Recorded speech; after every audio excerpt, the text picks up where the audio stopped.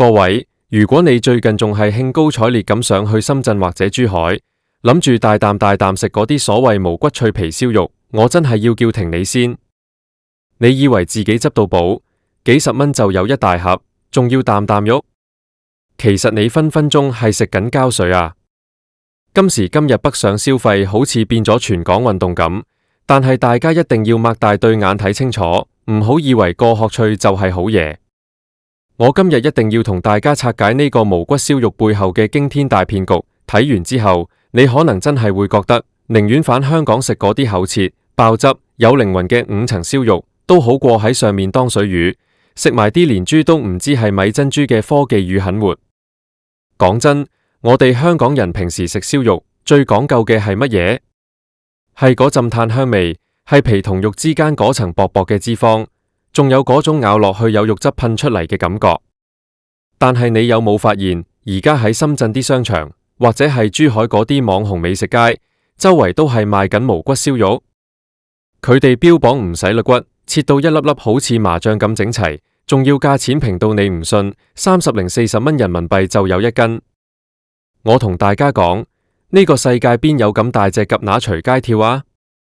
如果你以為呢啲係師傅辛辛苦苦幫你拆咗骨嘅原隻燒豬，你就真係太天真、太傻啦！大家諗下，一隻豬如果係正常燒出嚟，點樣可以做到每一塊肉都係一樣大細、一樣厚薄，仲要完全冇骨？其實呢啲所謂嘅無骨燒肉，大部分都係合成豬。乜嘢叫合成豬？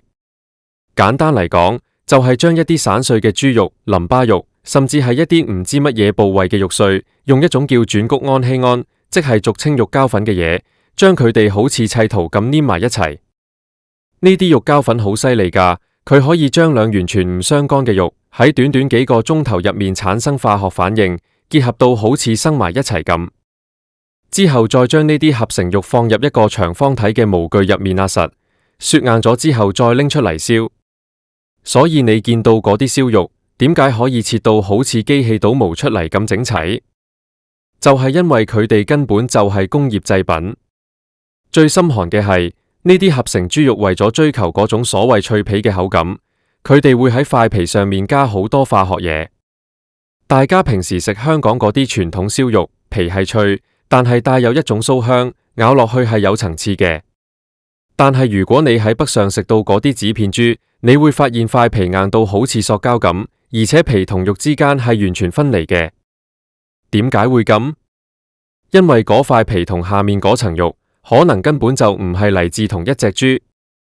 佢哋會先將大批豬皮用化學藥水浸過，等佢膨脹，燒出嚟之後就會好似好多芝麻皮咁，視覺效果好震撼。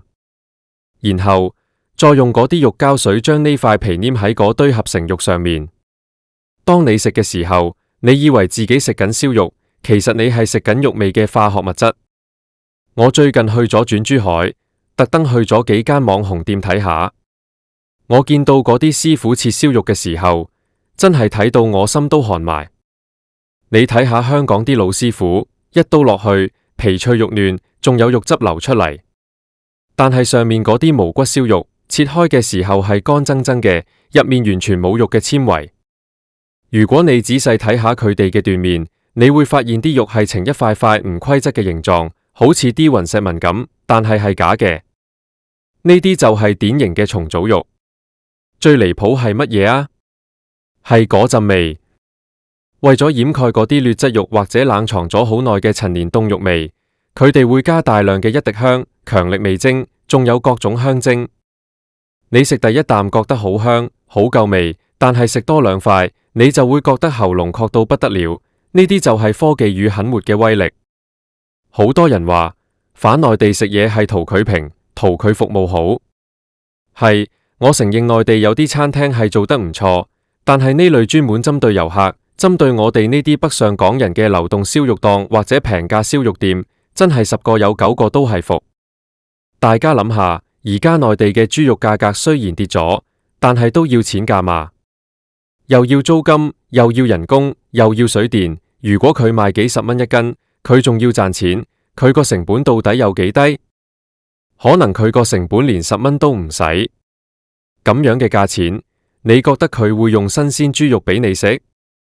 我哋喺香港去街市買靚嘅五花腩，隨時都要百幾蚊。雖然香港係貴，但係起碼你見到嗰係真肉，係有骨、有筋、有肉味嘅。相比之下，香港嗰啲厚切爆汁燒肉，簡直係藝術品。你試下喺中環或者灣仔嗰幾間出名嘅燒味檔，人哋用嘅係新鮮本地豬或者係靚嘅大豬，每日凌晨開始燒，師傅要控制火候，要觀察塊皮嘅變化，燒出嚟嗰陣火氣係化學劑永遠模仿唔到嘅。你咬落去嗰種油皮嘅脆，到脂肪嘅甘香，再到肉質嘅鮮嫩，三位一體嘅感覺，至係真正嘅美食。而去到內地食嗰啲劣質紙片空殼豬，你只係食到一堆冇靈魂嘅蛋白質同化學添加劑。仲有一點好重要，就係健康問題。嗰啲肉膠粉雖然喺某啲國家係被允許限量使用，但係如果你長期食用呢啲合成肉，對肝臟同腎臟嘅負擔係非常之大。再加上佢哋用嘅可能係淋巴肉，入面含有大量嘅病毒同細菌，就算你燒得幾熟，嗰啲毒素都未必去得晒。我哋北上消費係為咗開心，如果因為食咗呢啲垃圾而搞到身體出事，真係醫返都揾藥費。好多港人上去食完之後，仲喺網上吹捧，話哇好抵啊！呢間無骨燒肉一定要試，香港邊度揾到咁平？我想講，大家唔好再做水魚啦。你以為你賺咗，其實係人哋笑緊你傻。內地嘅社交媒體上面，其實一早已經有好多片拆解呢啲合成燒肉嘅製作過程，人哋內地人自己都唔食，點解我哋仲要衝上去執垃圾食？如果你真係想北上食好嘢，一定要揀嗰啲有信譽、有歷史嘅老字號，或者係真係見到成隻豬喺度切緊，有骨有肉嗰啲。見到嗰種切到好似餅乾咁薄，成沓整整齊齊，完全冇骨嘅燒肉，請你一定要轉身走人。唔好俾佢嗰個脆皮嘅假象呃到，真正嘅脆皮燒肉係會有自然嘅窿隙，係會有豬肉自然嘅弧度，而唔係好似一塊板咁直。我身邊有個朋友，2024年年初嗰陣成日上去深圳揾食，佢話有一排好鍾意食嗰隻無骨燒肉，結果食咗2個月之後，身體開始出現問題，成日覺得腸胃不適，仲要生咗好多暗瘡，睇醫生話係體內積聚咗太多化學物質。呢個就係代價。我哋成日講一分錢一分貨，呢句說話喺飲食界係絕對嘅真理。大家試諗下，2026年嘅今日，我哋嘅科技已經發達到可以將任何嘢都變成好似真嘅一樣。但係我哋對食物嘅要求應該回歸基本，燒肉就應該係燒肉，唔應該係化學組合物。我希望大家睇完呢段稿之後，下次上去嘅時候，可以清醒少少，唔好見到排長龍就去排，好多時嗰啲排隊嘅人都係僱傭兵，或者係一啲唔識嘢嘅遊客。我哋香港嘅燒味文化，其實係好值得我哋該傲嘅。雖然貴少少，但係起碼食得安心。嗰種厚切嘅滿足感，嗰種真正肉汁喺口入面爆發嘅感覺，係嗰啲紙片豬永遠俾唔到你嘅。如果你真係想食燒肉，留港消費支持下啲良心老店，或者自己去街市買靚肉返嚟整，都好過上去俾人當水魚咁劏。最後，我想同大家講，北上消費無問題，但係要識得揀，唔好盲目追求平、靚、正，因為喺呢個世界，呢3樣嘢好少會同時出現。特別係食入口嘅嘢，更加要小心。嗰啲深圳、珠海嘅無骨燒肉，背後嘅心寒真相，遠比你想象中更加恐怖。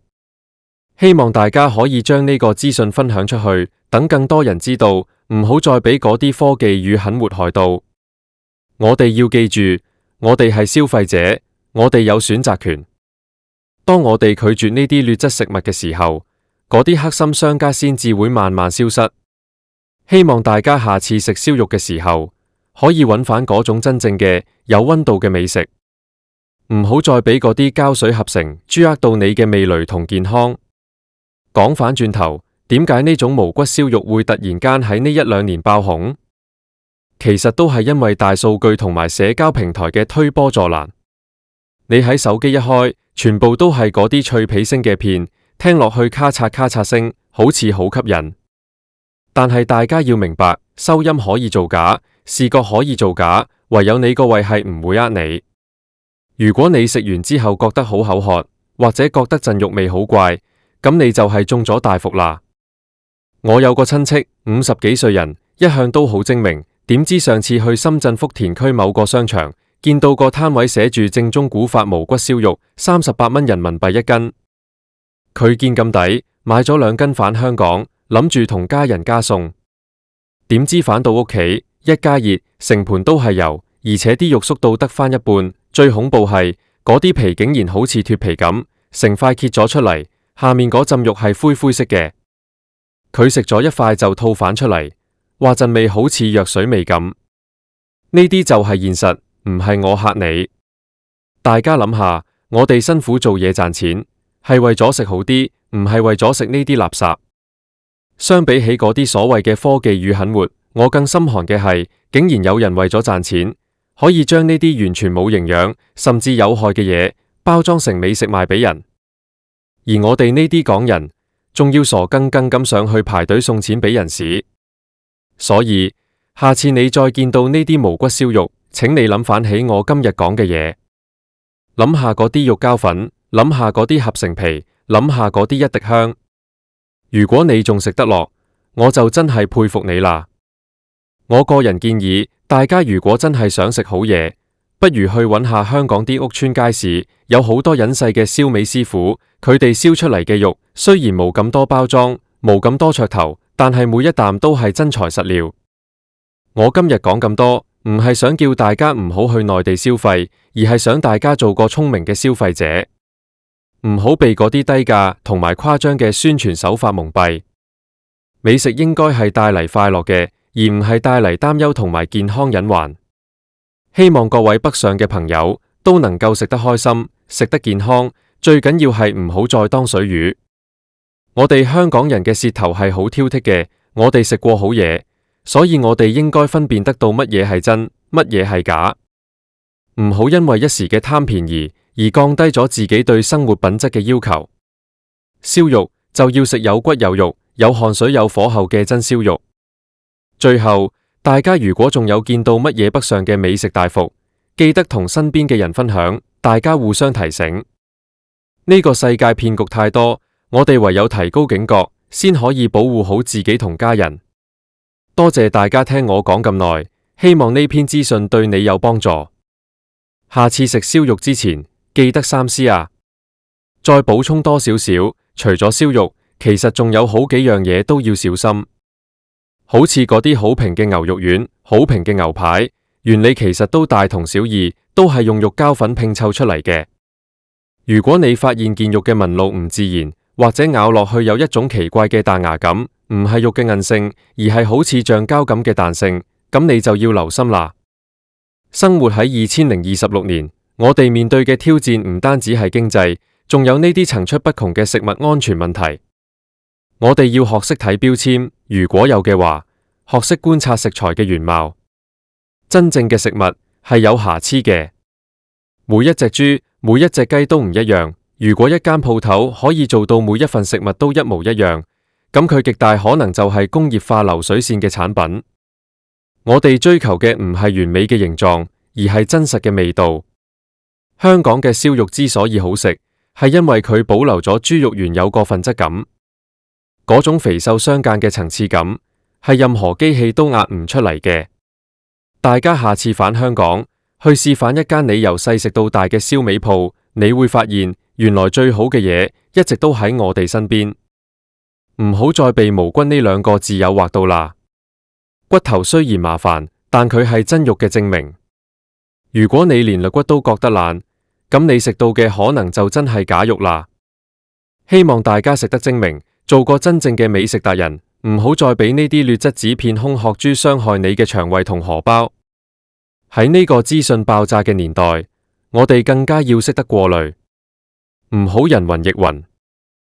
如果你見到啲網紅喺度大讚特讚啲平到離譜嘅嘢，你就要問下自己，佢哋係咪收咗錢做廣告，或者佢哋根本就唔識食？